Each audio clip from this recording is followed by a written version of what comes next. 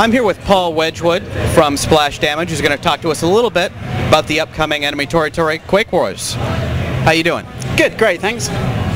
So now you announced recently on GameSpy that the game has been delayed to 2006 to even up the play for multiplayer, because this is such an integral part of the gameplay, and you didn't want to do it like a lot of other people. How is that coming along? Well, I mean, the thing that we know for sure is that if we wanted to, we could put the game out this year, you know, based on maybe a bunch of maps that were thematically different. So we might have Arctic, Arid and Temperate, and all of them would be about as fun as the map that we brought to E3 for Valley. But we really have this goal, you know, of uniqueness, where each map has a series of objectives that feel very different, that you have to employ different strategies to overcome. And we wanted the game when it comes out to be something that people have masses of fun playing, that really isn't disappointing in any way at all. And to do that, because the maps are quite complex, I mean, if you played Wolfenstein Enemy Territory, I'd say that each Enemy Territory Quake Wars map equates to about 4 Wolfenstein Enemy Territory maps. There's obviously a whole bunch of challenges in getting the balance and everything perfect on those maps.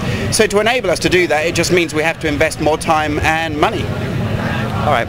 And so how long would you say that you predict the balancing to take before it will be able to be released in 2007? Well, we don't have a final release date for the game, and of course it's an id Software title, so it's when it's done, right? But I mean, the when it's done thing isn't just kind of an arrogant remark to make people stop asking when it's going to be finished. It's because you genuinely, if you're making a game that you want to be as good as possible and you want it to have a really good, strong level of quality, then you can't really predict very accurately exactly when you're going to be finished with it. All right, so besides the balancing, what's been the biggest challenges for the development? Well, I think Enemy Territory Quake Wars is a pretty complex game. It has asymmetrical gameplay, which is a fairly new thing for multiplayer combat. The Global Defense Force, the humans with their conventional weapons and their tools, items, abilities, vehicles and deployables are quite different from the Strogg, who have advanced alien technology.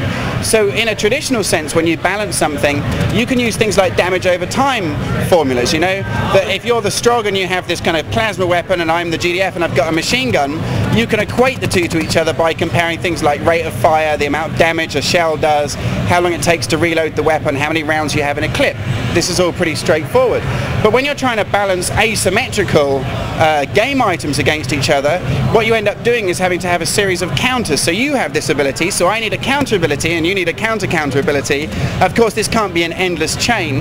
But that's essentially how you end up balancing the game. Is it's based on thousands and thousands of hours of playtesting, gut feeling, passionate debate back at the office, external beta tests, securing feedback from the community at large. You know, these kinds of things lead to the game being stronger and being more polished. And I think that's why its predecessor, Wolfenstein Enemy Territory, you know, we just released it with 6 maps. It's only been patched once or twice, and it still remains in the top 3 most played online multiplayer games.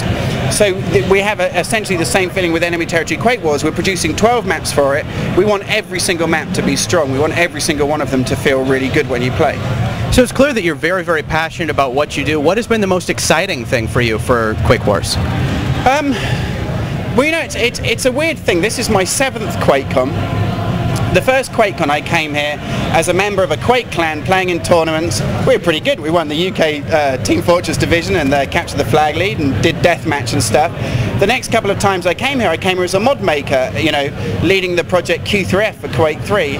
Then we came back and we showed Wolfenstein Enemy Territory as our first commercial project. And here we are, you know, 7 years on with a full-size commercial title, you know, actually working on an id Software game. And so I suppose that's really been the kind of biggest thing that's happened to us. Do you have any update for us on the number of maps that are going to be included with the final release? Yeah, we're working on 12 maps. So we basically have a series of different maps. Each one of them really feels unique, not just because of the plot that drives the level, but they're situated uniquely. You know, geographically, you might have one that's surrounding a lake or have rivers. Some are temperate or arid or arctic. They have objectives that are fairly consistent across the maps, but unique geometry surrounding them. So the tactics that players employ and the strategy your team employs to overcome them is different. Then you have unique precipitation or weather environments going on, and then of course because it's dynamically lit we have a different time of day for each map.